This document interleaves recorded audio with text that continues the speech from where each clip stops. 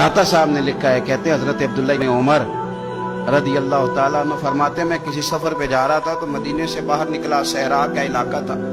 तो दाता साहब फरमाते हैं कि हजरत अब्दुल्लाह इब्न उमर कहते हैं मैंने सहरा में एक चरवाहा बकरियां चराते हुए देखा, बकरियां चरा रहा था। फरमाने लगे कि मैंने भी थोड़ी देर वहां रुकना था, सस्ताने के लिए, आराम करने के लिए। वहां मैं बैठ गया तो मैंने देखा कि एक कुत्ता कहीं से भागा भागा आया। तो चरवाहे ने ना अपना कपड़ा खोला, टिफिन समझ लें खोला, और उसमें से एक रोटी निकाल के कुत्ते को डाली। कुत्ते ने खाई और फिर ललचाई नजरों से चरवाहे की तरफ देखा, उसने एक रोटी और निकाल के डाल दी। कुत्ते ने खाई तो फिर ललचाई नजरों से देखा तो उसने एक रोटी और निकाल के कुत्ते को दे दी। अब कुत्ता सैर होके चला गया। हजरत अब्दुल्लाह इब्न उमर रज़ी अल्लाह तआला अन्हु फरमाते, मैं करीब गया और मैंने जाकर उस चरवाहे से पूछा, गरीब आदमी से, उजरत पे किसी की बकरियां चराता है, तेरे पास कितनी रोटियां हैं? कहने लगा 3 ही थी। वयुसिरून अला अनफुसिहिम वलौ काना बिहिम खसासा। अल्लाह फरमाते हैं बड़ी शदीद जरूरत भी हो तो फिर भी अल्लाह के बंदे दूसरों को तरजीह दे देते।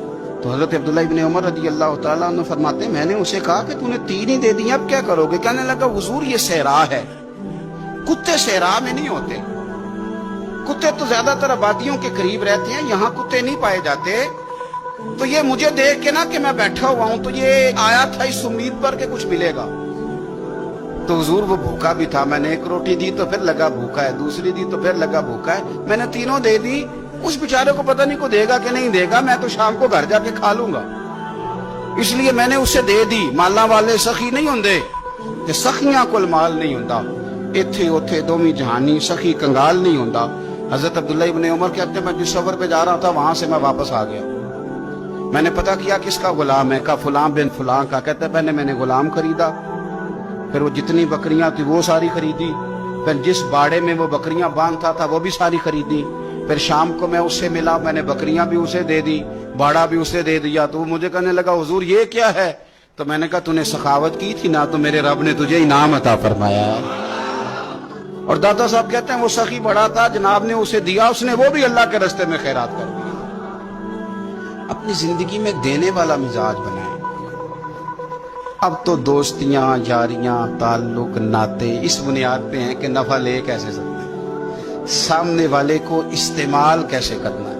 ये कमजोर लोगों की अलामत, ये छोटे लोगों की अलामत, बुज़दिलों की अलामत। दिलेर लोग जो होते हैं वो नफे लेते नहीं।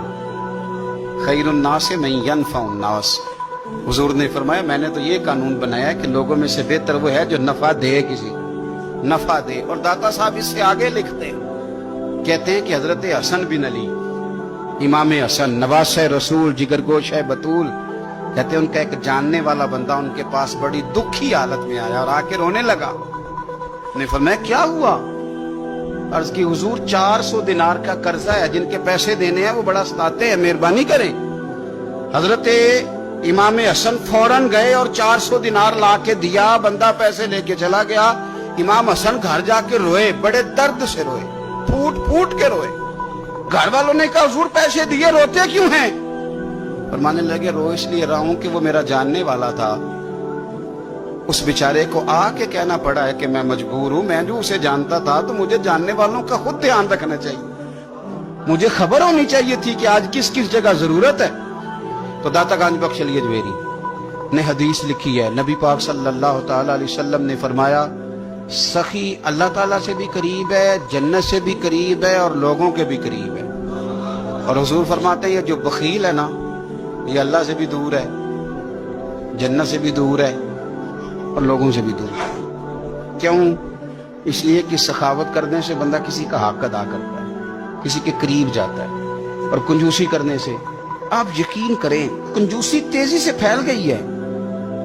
यानी घर के अंदर पैसे पड़े हैं और अपने ने मांग लिए हैं तो पहला तबसरा यह है कि ये वापस कैसे करेगा।